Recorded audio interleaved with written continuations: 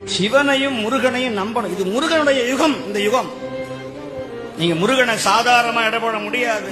சிவனை விட ஒரு மடங்கு உயர்த்தி என் அப்பன் கந்தன் முருகன் சுப்பிரமணியன். இவனை விட அவன் வீரியம் ஜாஸ்தி. அவன் நெருப்பிலேயே பிறந்தவன். இவன் எங்க பிறந்தான்னு தெரியாது. இவன் அனாத.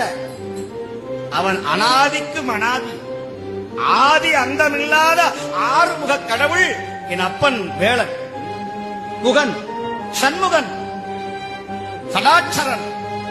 அவன் திருவடிய ஒரு தடவை முருகா அப்படின்னு சொன்னா போதும். குகான்னு மயில் கத்தும். குகா குகான்னு கத்தும் மயில். மயில் அகவத கேட்டீங்கன்னா குகா குகான்னு சொல்லும். சுப்பிரமணியா, கந்தா, கடம்பா.